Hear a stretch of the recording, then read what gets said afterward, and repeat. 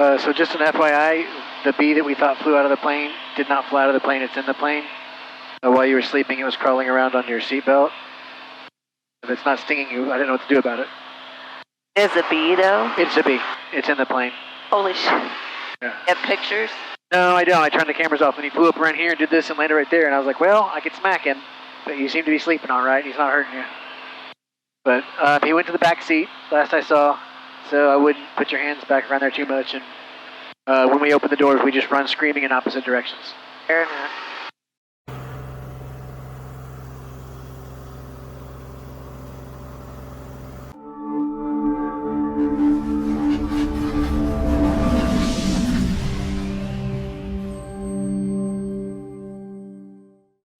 Every spring, a bunch of my crazy pilot friends get together and we all fly into Rough River State Park in Kentucky. We hang out, we grill, sit around the fire and tell lies, and we share rides in our airplanes. This year, as we were preparing to leave, the forecast showed a line of thunderstorms heading from Texas to Kentucky. Looked like they were going to settle in the Rough River area, making it less than ideal for us to try to make this trip. 3 weeks earlier, we had already done the thunderstorm dance trying to get home from Sun and Fun, and we weren't really up for round 2. So our conversation changed from, let's go to Rough River, to, how far do you think we can get? Looks like we could get as far as St. Louis. My wife and I have never been to St. Louis, and secretly I've always wanted to fly through that arch. So we made a plan to head out there just for one night. This is how it went. Before heading to St. Louis, we flew from Denton, Texas to Gainesville to get cheap fuel. It was about $2 cheaper at Gainesville, and when you're taking on 65 gallons, that adds up pretty quick. Departing Gainesville was pretty much a non-event. In fact, the entire flight's exactly what you look for in a long cross-country flight. It was boring. Smooth air, clear skies, and nothing to see for miles. And honestly, that sounds boring, but when it comes to general aviation and long cross countries, the less excitement, the better. We flew to an airport called Charlie Papa Sierra, or St. Louis Downtown Airport. It sits just on the south side of the river across from the city. Oh, hi. There it is. Looking for 7, turn base, runway 30 left, clear for the option number 2. This is cool. Turn base, 30 left, clear for the option, go to 77. Look at 25, right turn, Bravo 5, contact ground point 8. Right down, Bravo 5, contact ground point 8, Blicky 25. Where's the airport? Cirrus 5 Mike Victor, once you're on the downwind, extend your downwind, I'll call your base turn. All right, when I got the downwind, you'll extend the downwind, you'll call the base. There's 25 Mike Victor. When you're on final headed north, you're looking straight at the arch, which is pretty cool. I always think it's neat to be able to see something I've only ever seen on TV. Quite frankly, from this distance, going up inside of the arch seems like a total non-event. I mean, just look how small it is over off in the distance there. Look at 25, extend downwind, I'll clear.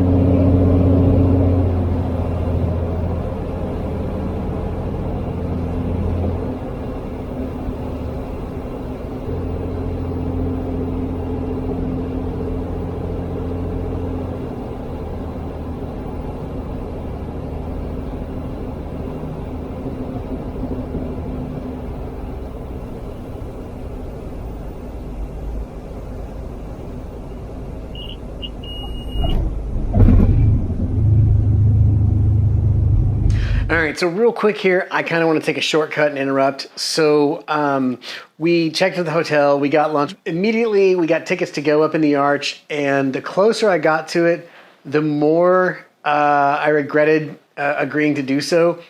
If you were a pilot and you were afraid of heights, let me know in the comments. I can explain it, but I think a lot of people who aren't pilots don't understand this. A lot of pilots I've found are afraid of heights, and I think a lot of people are just afraid of heights, and if you're a pilot, it's probably a control thing. But I get how stupid it sounds when you realize how terrified I was to go up in this teeny tiny piece of metal that looks like it could just follow. We're in the lobby, and I'm literally Googling, how long will this thing stand up? How much wind would it take to blow it over? And you know what? I'm barely typing in the Google searches, and it's finishing for me. Other people have searched these same things, so I know I'm not crazy. She's so scared she passed out. I did learn there's something like 26,000 tons of concrete buried in the ground on each side, which made me feel good. But it's the closer you get to it, the more you realize it's not a lot of substance to it. And so you go downstairs, you go in the building, and then you get a number. Your number is the washing machine that you're assigned to. And when I say washing machine, you get in this thing, it's got 5 seats in it. There's no way, it's like airplanes. The seats don't have anything to do with how many people would actually fit in it. So what it is there's these drums that hold 5 people.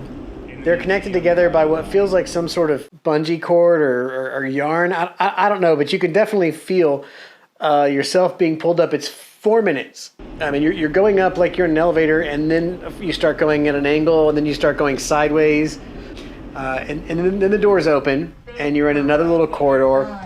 And once I got up to the top, I was fine. This thing's incredibly stable. It's not like the Willis Tower or some of these buildings where you can kind of feel them. This thing is like rock solid. But because I'm looking down a hallway and I can see the shape of it, I know how little material there is beneath me. And just being hyper aware of that, I'm like standing in the center, trying not to be the guy who's, trying not to freak out. I was totally trying not to freak out. My wife, who has no fear, was leaning over the edge to look at these windows. You kind of got to get up on a thing and look down. I was smart enough to bring like a 4-foot pole to put my camera on. So you can see like I'm putting the camera over there so it can get the shot and I can look at it when I'm back on the ground.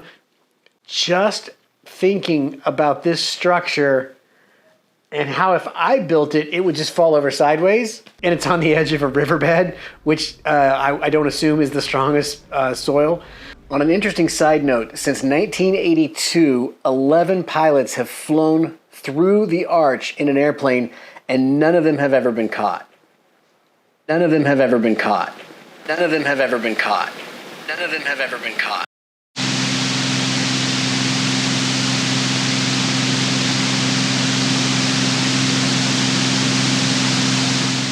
So it was a pretty short trip. It was just one day. Went out there and did the arch. We stayed at a hotel that was right at the base of the arch, which was nice. The next morning we had breakfast and headed out. Flight home wasn't too exciting. We did have a friend with us in the plane. Like at the beginning, you saw there was a bee that flew in the cockpit at one point, and we kind of both thought we saw it fly out. And we're like, okay, we'll head out. And then at one point, my wife was asleep, and suddenly the bee started flying around the cockpit again, which twice in my life I've been in a plane with a bee, and it's awful. As soon as we landed, we opened the door, and I flicked it out.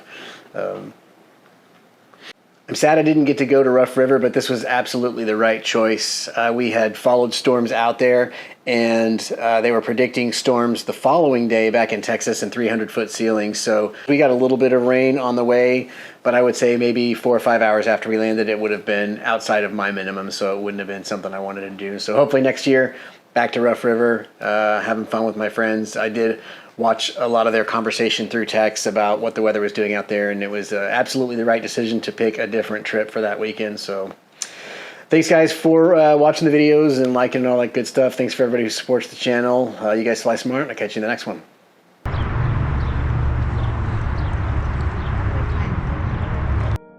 You know, when you get up there, you're going to be able to feel it moving, and that's what's going to freak me out. It's like the Sears Tower, whatever that thing is. Well, you're only up there for 10 minutes. For 10 minutes, you're going to feel it moving. I am not about being on top of a... Holy crap. I could do airplanes all day. This thing wants to fall over. I've seen people do the things with the wooden blocks and the keystone, and then it wants to go that way.